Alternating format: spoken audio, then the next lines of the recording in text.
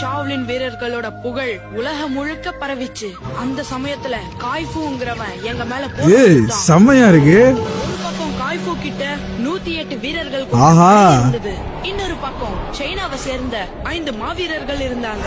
இதுக்கப்புறம் தான் காய்ஃபோட உண்மையான குணம் என்னன்னு தெரிஞ்சது. அவன் ஷாவ்லின் டெம்பிளுக்கு ஒரு எச்சரிக்கை விடுத்தான்.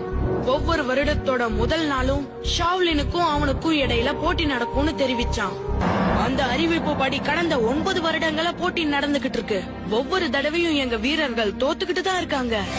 சைனாவுல இருக்கிற எல்லா வீரர்களுக்கும் பயிற்சி கொடுத்து பாத்துட்டோம். ஆனா காய்ஃபுவ ஜெயிக்கிற பலம் யார்கிட்டயும் இருக்கிற மாதிரி தெரியல. இந்த வருடம் தான் எங்களுக்கு இருக்கிற கடைசி வாய்ப்பு. இதுலயும் தோத்துட்டோம்னா ஷாவ்லின் மட்டும் இல்ல, சைனாவுல இருக்கிற எல்லாரும் காய்ஃபுக்கு அடிபணிய வேண்டி வரலாம். ரொம்ப இக்கட்டான சூழ்நிலையா இருக்கு. இதுல நான் என்ன உதவி செய்யணும்? ஷாவ்லின் ரக்ஷகன் இந்தியாவுல இருக்கிறதா தெரிஞ்சது. இது இல்லாம பல அறிவிப்புகள் படியும் பீம் தான் அந்த ரக்ஷகன்னு தெரிஞ்சுக்கிட்டேன். பீம ஷாவ்லின் டெம்பிளுக்கு கூட்டிட்டு எனக்கு உங்களோட அனுமதி தேவை அரசே. ஆனா காய்ஃபோட மோதிர அளவுக்கு பீம் கிட்ட திறமை கிடையாது. அவன் சின்ன பையன். நீங்க கவலைப்படாதீங்க மகாராஜா. இந்த விஷயத்துல மிங்கிக்கு உதவி செய்ய எனக்கு எந்த கஷ்டமும் இல்ல. என் ஆசீர்வாதம் உங்களுக்கு எப்பவும் உண்டு. வெற்றியோடு திரும்பி வாங்க. दुश्मन को मारे किक हम है कुंफू किड